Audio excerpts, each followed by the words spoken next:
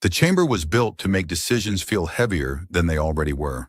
Not by size alone, though it was vast enough to swallow sound and return it softened, but by design, curved walls of pale metal, veins of dim blue light running through them like something alive, watching. Even the air seemed measured, filtered through invisible systems that removed not just impurities, but anything resembling comfort. It was the kind of place where words became final the moment they were spoken. At the center of it stood a human who looked, by all observable standards, entirely unimpressed. He shifted his weight from one foot to the other, not out of nervousness, but out of boredom, as if he had been waiting in line for something far less consequential than a death sentence. His hands were held apart by a restraint field that hummed faintly, a soft, persistent vibration that tingled up his arms. He had tested it earlier, briefly, just to confirm what he already suspected, that it would be very unwise to try anything clever. "Comfortable?" one of the Vithari guards asked, the translator implant rendering the word with polite precision. The man glanced down at the invisible force binding his wrists and rolled one shoulder. "I've had worse," he said. "Once got stuck in a cargo lift for 6 hours with a malfunctioning temperature regulator. Froze on one side, roasted on the other. This is balanced."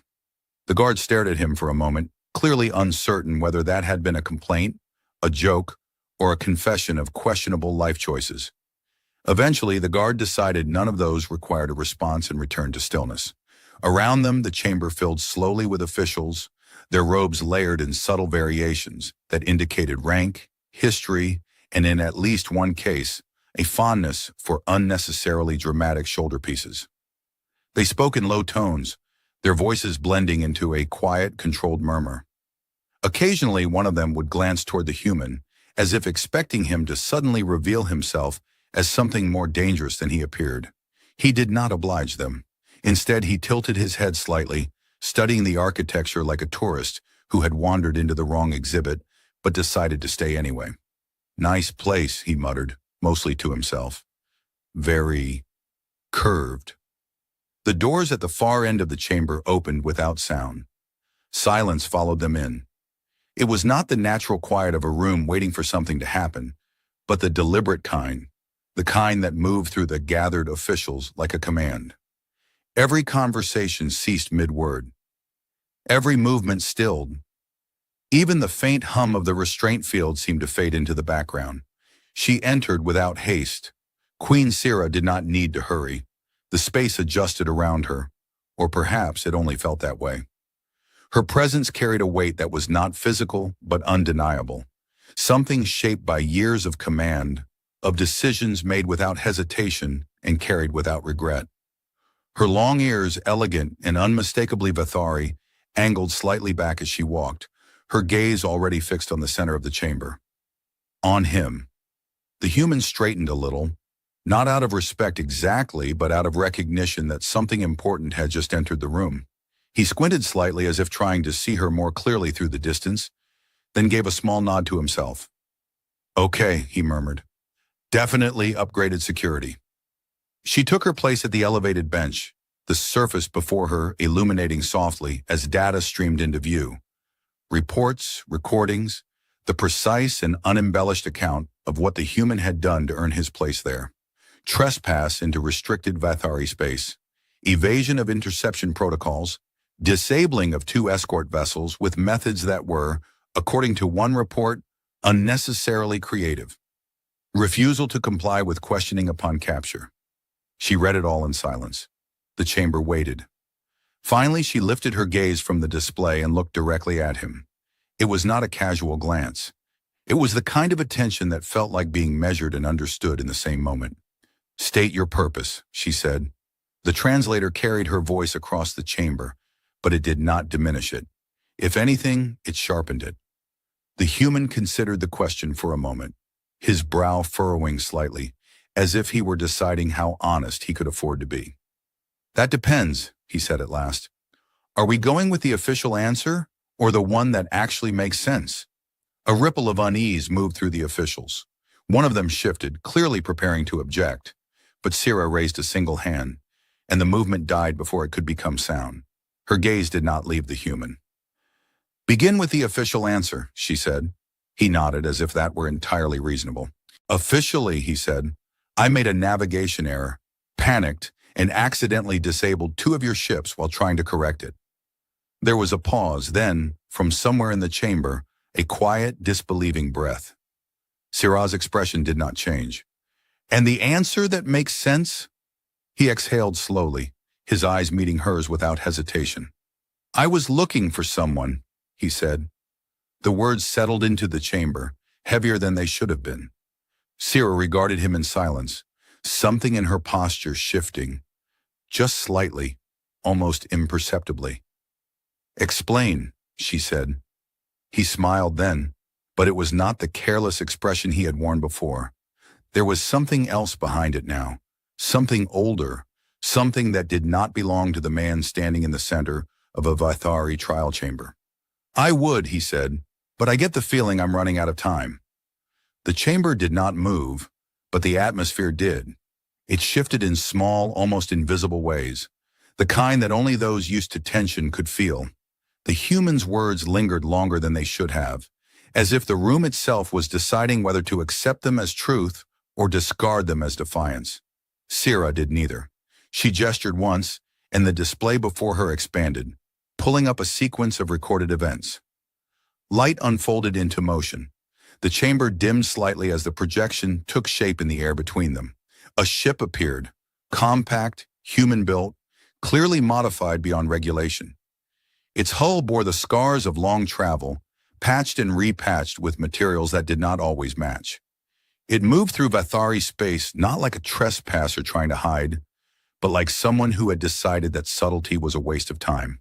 You entered a restricted zone without clearance, Sira said, her voice calm, precise. You were intercepted. The projection responded. Two Vithari escort vessels slid into frame, sleek and impossibly smooth, their movements synchronized like a single thought split into two bodies. They issued a warning, visible in the flicker of coded signals, then adjusted position to guide the human ship away. The human crossed his arms as best he could within the restraint field and watched his past decisions unfold with mild interest. I remember this part, he said. That was when I thought, this could still go well. A few of the officials turned their heads slightly, not quite looking at him, but very much aware of him. The projection continued. The human ship did not turn. Instead, it accelerated, just slightly, just enough to be annoying. The escort vessels adjusted again, more firmly this time, their formation tightening. A second warning, stronger. Then the human ship did something that caused several Vithari officers in the chamber to stiffen even now. It rotated, not to flee, not to attack, just enough to align itself at an angle that made no tactical sense. What is he doing? One of the officers muttered under his breath, forgetting, briefly, that the event had already happened. The answer came immediately. A pulse, brief, controlled, almost elegant, flashed from the human ship. It did not strike either escort vessel directly. Instead, it passed between them, splitting at the last possible moment into two smaller waves that curved, impossibly, around their shields. Both ships flickered, then went still, not destroyed, not even visibly damaged. Just paused, as if someone had politely asked them to stop functioning for a moment. The projection froze. Silence followed. The human tilted his head, examining the paused image. In my defense, and he said, I really did aim for something less dramatic. It just worked better than expected. Sira did not look away from the projection. You disabled two military vessels, she said. Temporarily, he corrected. Very temporarily. I checked. You checked. Of course I checked. I'm not reckless. A faint, almost dangerous stillness settled over the chamber at that. One of the senior officials leaned slightly toward another and whispered, not quietly enough, He is absolutely reckless. I heard that, the human said, glancing in their direction, and I'd like to point out that if I were reckless, I would have brought something bigger. Sira lifted her hand again, and the projection resumed. The human ship continued forward, passing between the drifting escort vessels as if nothing unusual had occurred. No evasive maneuvers, no attempt to conceal its path, just a steady, deliberate course deeper into restricted space. You made no attempt to flee, Sira said. No, he agreed. You made no attempt to hide. No. You did not respond to any further communications. He hesitated just slightly. I was busy. A pause. With what? She asked. He considered that for a moment, as if weighing how much to reveal. Getting closer, he said finally. The projection shifted again, now showing the final phase of the approach. Defensive systems activating, patrol routes adjusting, the entire sector responding to a single, persistent anomaly that refused to behave like an enemy and refused to behave like anything else. You were aware, Sira said, that your actions would be interpreted as hostile. Yes. And you continued anyway. Yes. The chamber seemed to tighten around that answer. Sira turned her gaze from the projection back to him.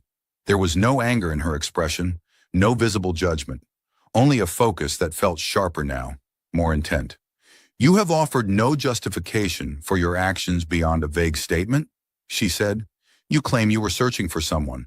I was. In Vithari restricted space. Yes. With no authorization, no communication, and no explanation. That about covers it. A long measured silence followed.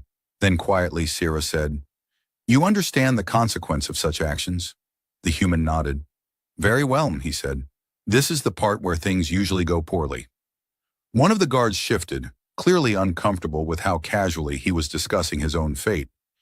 Sira studied him for another moment, as if searching for something beneath the surface of his answers. Then explain, she said. This time the word carried more weight. Not a command, a demand for truth. The human exhaled slowly, his gaze steady on hers.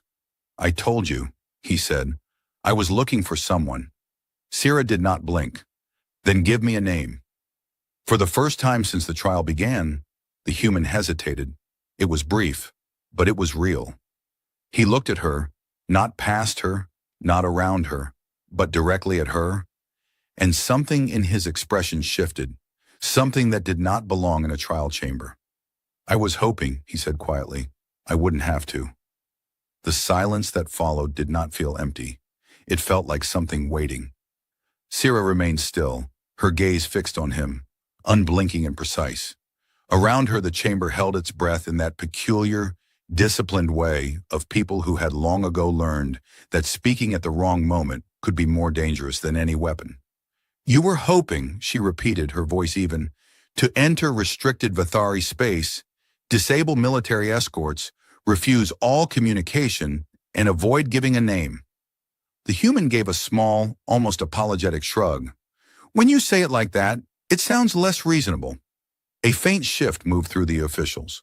Not laughter, not quite, but something dangerously close to it. Sira did not react. And yet, she said, you proceeded. Yes. Knowing the consequence. Yes. Without certainty of success. He tilted his head slightly. I had a feeling. A feeling. Not a great plan, I'll admit, he added. But I've tried better plans. They tend to fall apart faster. One of the officers near the back muttered something about humans and their catastrophic confidence, earning a brief glance from a superior that suggested silence would be appreciated. Sira leaned back slightly in her seat, not relaxing, but recalibrating.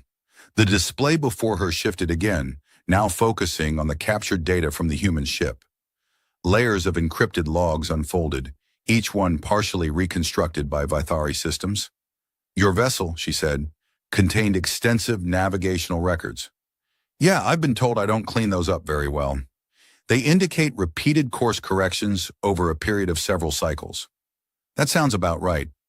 Adjustments based on fragmented data, intercepted signals, and... She paused briefly as the translation processed the term. Unverified civilian transmissions. He nodded. That's the polite way of saying I was following rumors. Rumors, Sira repeated. Some of them were very confident rumors, he added. One of them came with a map drawn in what I'm pretty sure was soup. A faint, unmistakable flicker touched Sira's expression before it vanished again. You trusted this information, she said. I didn't trust it, he corrected. I just didn't have anything better. The chamber absorbed that answer, uncertain what to do with it. Sira's gaze sharpened slightly. And all of this, she said, gesturing to the layered data, was in pursuit of a single individual. Yes, you crossed systems, evaded patrols, and risked termination. Repeatedly, he added, for someone you cannot yet name. He hesitated again, but this time it was different. Not reluctance, exactly. More like the careful handling of something that had been carried for too long. I can name her, he said quietly. I just don't know if it's still her name. That landed differently. Sierra's fingers rested lightly against the surface of the bench, but there was tension there now, subtle but present. Explain, she said. He exhaled slowly, glancing down for a moment before looking back up at her. 20 years is a long time, he said. People change. Titles change. Names. Sometimes they don't stay where you left them. You expect this court, Sierra said, to consider a defense based on uncertainty. I'm not asking for a defense, he replied.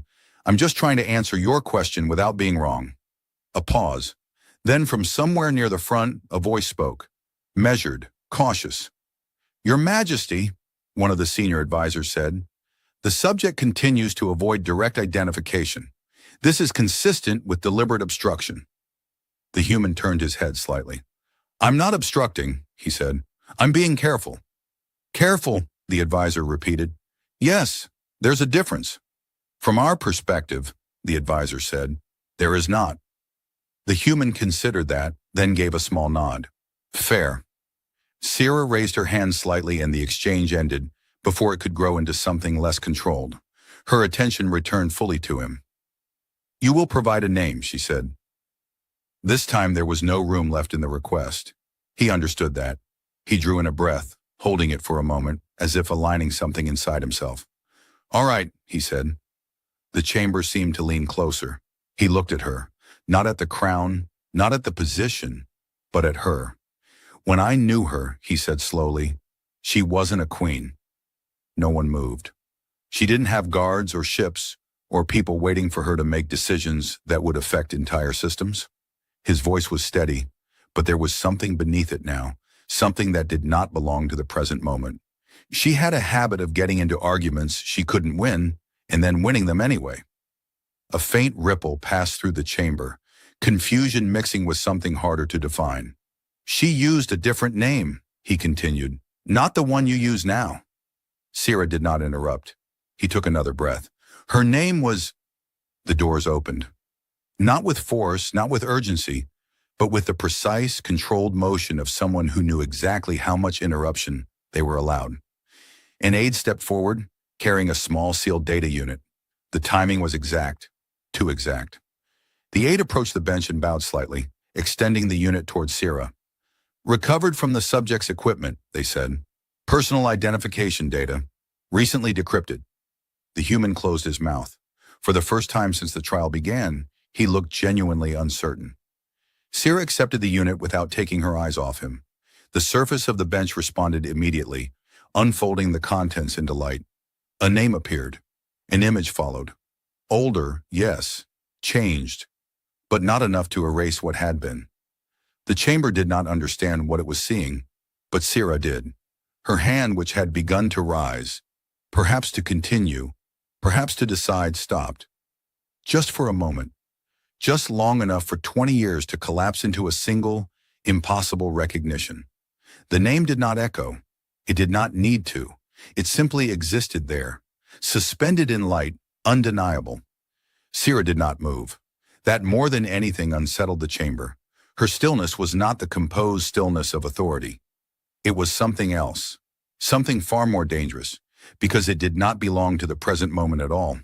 The officials watched her carefully, each one aware that something had shifted, but none of them yet understanding what. The human saw it immediately. He let out a breath, quiet but unmistakably relieved. Well, he said under his breath, that saves me the trouble of saying it wrong. No one responded to that. Sierra's eyes remained on the projection, on the image that had just been reconstructed from decades-old data. The quality was imperfect, the edges softened by time and translation between incompatible systems. But the core of it, the expression, the posture, the unmistakable shape of a younger self, was intact. A name she had not heard spoken aloud in years. Not here. Not like this. The bench beneath her fingers dimmed slightly as the system waited for input. It received none. "Your Majesty," one of the senior officials said carefully, "shall we proceed?" She did not answer.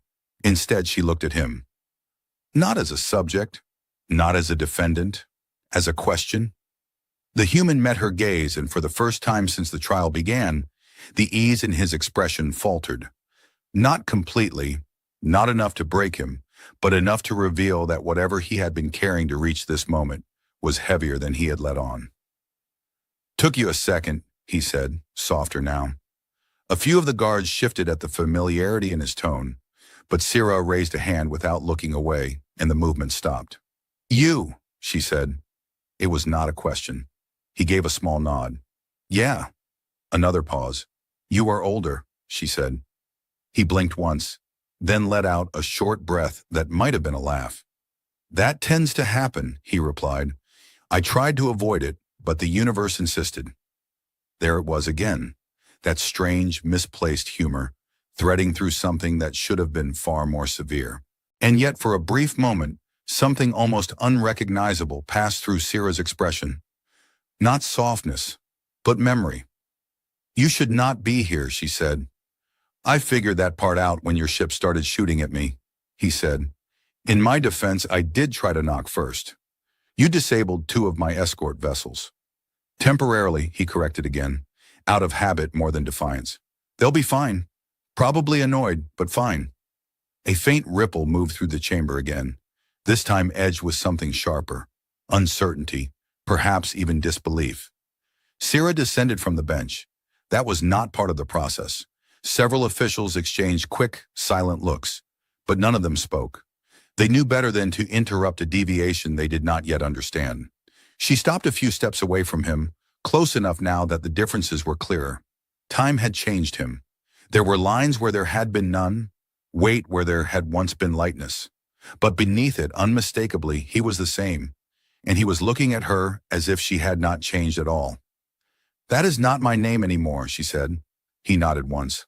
"I guessed. And yet you came here using it." "I didn't know what else to use," he said. "Didn't think Her Majesty of a very complicated title I can't pronounce would get me very far." One of the officers coughed suddenly, disguising what might have been the beginning of a laugh. Sira ignored it. "You crossed into restricted space," she said. "You forced an engagement with my fleet. You refused to identify yourself."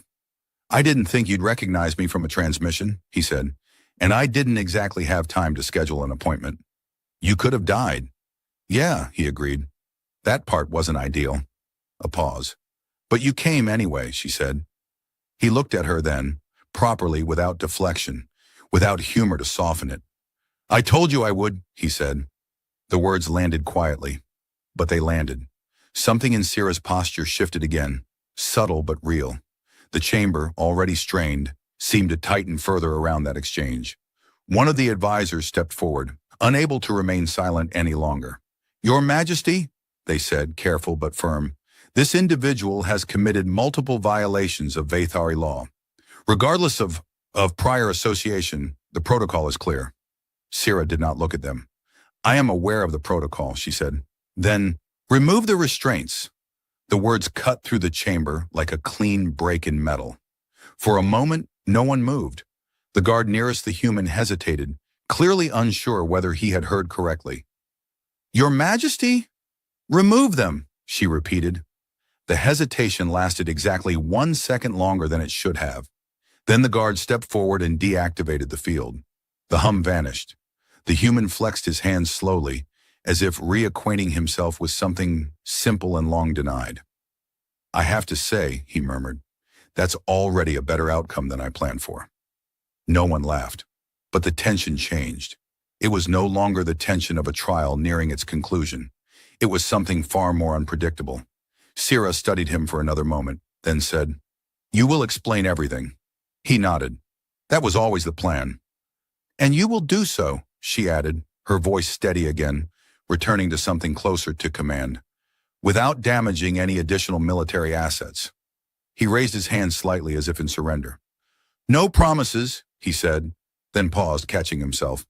I mean, reasonable promises. For the first time, unmistakably, Sira almost smiled.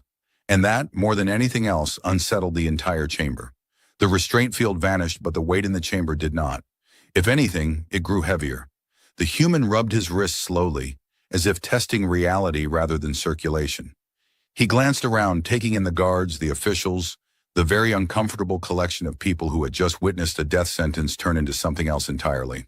Well, he said, this is new. No one replied. Sira stood a short distance from him, her posture composed again, but no longer distant. There was a closeness to her focus now, as if she had stepped out of her role just enough to see him clearly, and was now deciding how to step back into it without losing that clarity. You will begin from the start, she said. He nodded once. That part might take a while. You will be concise. He considered that. I can try to be selectively concise. A faint sound came from one of the officials, something between a sigh and a suppressed reaction to a statement that had not answered anything. Sira did not look away from him. Begin. He exhaled slowly, shifting his weight again, but this time it wasn't boredom. It was alignment, pulling thoughts into order. I lost you, he said. The simplicity of it cut through the chamber more effectively than any formal explanation could have. Sira did not move. The settlement, he continued, wasn't supposed to be temporary. That's what they told us. Stability zone, they called it. Neutral ground, which as it turns out is just a polite way of saying, we're hoping no one fights here today. A few of the officials exchanged quiet glances, the translation of his tone carrying more than just the words. We got used to it, he said. People do that. You start believing that if something hasn't gone wrong yet, maybe it won't.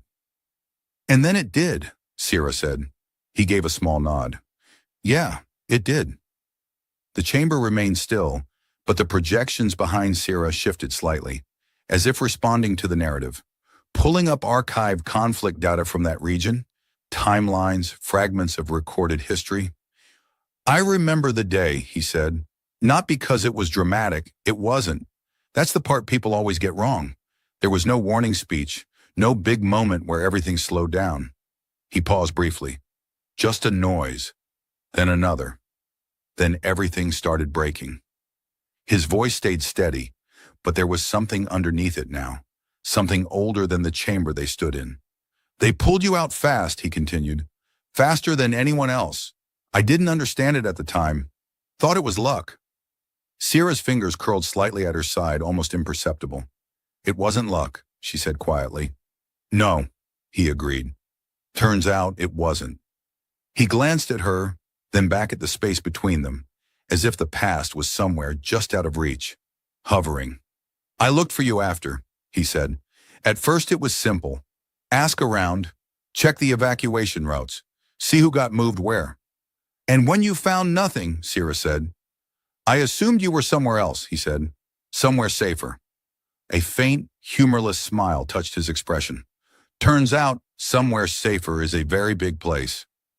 A quiet shift moved through the chamber as the officials processed what they were hearing, not as a defense, not as an excuse, but as something far less structured. So I kept looking, he said, which in hindsight was either very loyal or very stupid. Both, one of the officers muttered. The human pointed slightly in their direction without looking. I heard that, and I'm choosing to take it as a compliment. Sira ignored the interruption. You spent years searching, she said. On and off, he corrected. Had to survive in between. Eat, sleep, occasionally avoid getting shot. That is generally advisable, she said. Highly recommend it, he replied. A brief pause. But you never stopped, she said. He looked at her again. No, he said. I didn't. The chamber absorbed that in silence. I started hearing things, he continued. Not at first. Not anything useful. Just fragments. Mentions of a Vaithari noble with unusual habits. Sira's gaze sharpened slightly. Unusual, he nodded. Apparently you argued with your own advisors. Regularly. A faint ripple moved through the officials, this time edged with something dangerously close to recognition. That is not unusual, one of them said defensively. Of course it isn't, the human said quickly. Completely standard behavior. I'm sure all your leaders do it.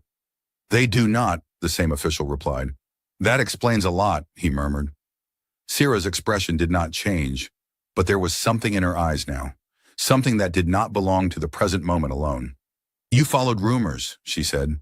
I followed patterns, he corrected. Rumors are just patterns people haven't confirmed yet. And eventually, she said, those patterns led you here.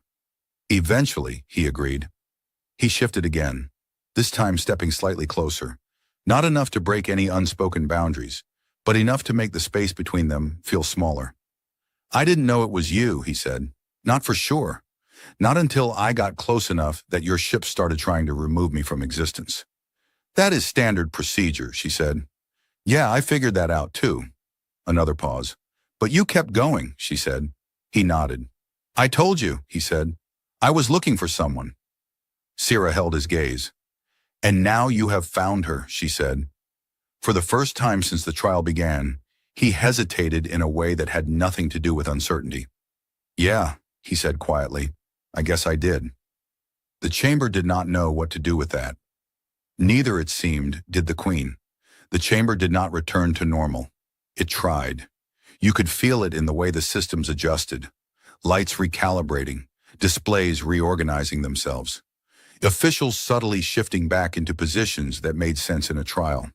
But something fundamental had already broken from its original shape, and no amount of protocol could quite force it back. Sierra turned slightly, just enough to acknowledge the presence of the court again. The charges, she said, her voice steady, controlled, remain valid. There it was.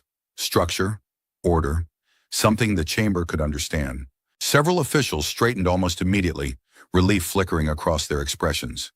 Finally, something familiar. The human nodded once. That sounds about right. One of the guards looked at him as if expecting him to object, or at least attempt to defend himself. He did neither. Sierra continued. Unauthorized entry, hostile engagement with Vathari forces, refusal to comply with interrogation. All technically accurate, he said. Technically? One of the advisors echoed. He glanced at them. I wasn't trying to be hostile. I was just very committed. That is not a distinction our defense systems recognize. They should, he said. It would make things a lot less stressful for everyone. A quiet ripple passed through the chamber again, tension bending but not breaking. Sierra let the exchange pass. The consequence for these actions, she said, is termination. The words settled heavily. This time the chamber accepted it. This was the path they knew. The human exhaled slowly, not surprised, not resisting. Yeah, he said, that tracks. One of the officials glanced at him sharply, clearly unsettled by the absence of fear. Sierra watched him carefully. You do not contest this, she said. He shook his head. I crossed your space, disabled your ships, ignored your warnings. He shrugged slightly. I get it. And yet, she said, you proceeded. I already explained that part. Yes, she said. You did. A pause followed, but it was different now. Not empty, not waiting, balancing. Sierra turned back toward the bench, ascending the steps with the same measured control she had entered with. The display before her reactivated, awaiting the final command. Everything aligned again. Almost. Her hand rose. The chamber stilled completely. This was the moment it had been built for. The final motion. The irreversible decision. The human watched her, not with defiance, not with desperation, but with a kind of quiet acceptance that did not belong in that place. Well, he said softly, at least I got to see you again.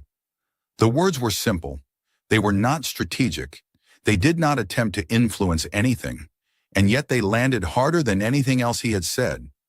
Sierra's hand stopped, not dramatically, not enough for someone who wasn't watching closely to notice, but it stopped. The chamber did not breathe. She looked at him. Not as a queen now, not entirely. You risked your life, she said, her voice quieter than before, though the system still carried it clearly. For a memory. He tilted his head slightly. It wasn't just a memory. What was it then? He thought about that, actually thought about it for once, instead of answering immediately.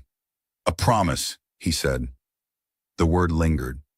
Sira's expression did not change, but something behind it shifted, something deeper than authority, older than her title. "You expect this court," she said, "to alter its judgment based on a promise made decades ago." "No," he said. "I didn't expect anything." "Then why come?" He smiled faintly, but it wasn't his usual easy expression. It was quieter, more certain. "Because I said I would," he replied. A long silence followed. One of the advisors stepped forward again, unable to remain still any longer. "Your Majesty," they said carefully, "the law is clear. If exceptions are made under these circumstances—" Sira raised her hand slightly. The advisor stopped. Not because they were finished speaking, because they understood they would not be allowed to continue. Sira's gaze remained on the human. "You have changed," she said. He let out a small breath. "I was hoping I hadn't changed that much." "You have," she said. "You are less predictable." He smiled a little. "That's one way to put it." "And yet," she continued, "you are still the same." He shrugged. "I try to be consistent." A faint pause. Then unexpectedly, Sira said, "You still talk too much." That caught him off guard. He blinked, then let out a short laugh. "That's unfair. I've been very restrained today." Several guards shifted again, clearly unsure how to react to a conversation that had drifted this far from a formal sentencing. Sira turned her attention briefly to the chamber. They were watching her, all of them, waiting, calculating, expecting. She turned back. Her hand was still raised. The system waited. The chamber waited. The law waited. And for the first time in a very long time, Sira allowed herself to consider something beyond all of it. Her hand lowered, not in the final motion, but away from it. A break, a pause, a decision not yet made. The chamber reacted immediately. Quiet confusion, subtle shifts, the beginning of questions no one dared ask aloud. The human exhaled slowly, tension leaving him in a way that suggested he had been expecting the worst, even if he hadn't shown it. "Okay," he said under his breath. "That's new again." Sira did not look at him. Not yet. "The sentence," she said, her voice returning to something steadier, more formal, but still not complete, "is not yet delivered." The chamber froze on that. Not yet. It was not an answer. It was not a resolution. It was something far more dangerous. Time. And no one in the chamber was quite sure what she intended to do with it. The chamber did not understand what "not yet" meant. It was not part of its design. Everything here was built for conclusions, for clean endings and irreversible outcomes. A trial moved forward, not sideways. It resolved, it did not hesitate. And yet now the system lights hovered in a state of waiting, the displays holding their data without advancing, as if even the technology was uncertain whether to proceed or pause. Sira remained at the bench, her hand lowered, her gaze no longer fixed on the final command. She turned slowly this time, not toward the human, but toward the court. "The law," she said, "exists to preserve order." The official straightened, relief returning in cautious waves.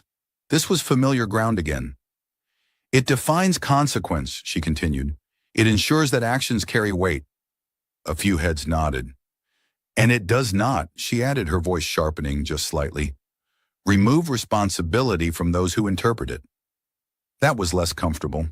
Silence followed. The human shifted his stance again, but this time there was no restlessness in it. He was listening carefully now, his usual deflection set aside. Sira descended from the bench once more, not as a deviation, as a decision. She stopped in front of him again, close enough now that there was no distance left for formality to hide behind. "You crossed into my territory," she said. "You endangered my people. You forced a military response." "All true," he said quietly. "You refused to identify yourself." "Also true." "And yet," she said, her gaze steady, "you did not act with intent to harm." He hesitated, then nodded. "No. You acted," she continued, "with intent to find." The chamber shifted again, but no one interrupted. Sira turned slightly, addressing both him and the court at once. "The charges remain," she said, "but the context is no longer incomplete." One of the advisors stepped forward, carefully measured. Your Majesty, context does not negate violation. No, Sira said. It defines it. The advisor stopped. Sira returned her attention to the human. You said you made a promise, she said. I did. You have fulfilled it. He let out a small breath. Yeah. A faint pause. Now you will explain something else, she said. He blinked once. That's a dangerous phrase. You will explain, she continued, why your approach required disabling 2 of my ships. He opened his mouth, paused, then scratched the back of his neck. In my defense, he said, they were very determined to not let me through. They were performing their duty. So was I, he replied. A faint, unmistakable shift passed through Sira's expression again. You consider this duty, she said. I told you I would find you, he said. That sounded like a responsibility at the time. And now? He thought about that for a moment. Now it sounds like something I should have planned better. A few quiet reactions rippled through the chamber, tension bending again, just slightly. Sira studied him. You have changed, she said. Hopefully improved, he replied. You have survived, she said. You have adapted. You have crossed systems and avoided termination repeatedly. I like to stay busy. And yet, she said, you chose the most direct and least survivable path at the end. He gave a small shrug. I was running out of indirect ones. That earned the faintest exhale from one of the guards, quickly suppressed. Sira turned back toward the bench. The system reactivated immediately, sensing resolution. Her hand rose again. This time it did not stop. The sentence, she said, her voice clear, final, is amended. The word landed like a controlled detonation, not rejected, not denied, changed. The chamber reacted. Quiet shock, rapid calculations, the beginning of protests that never fully formed.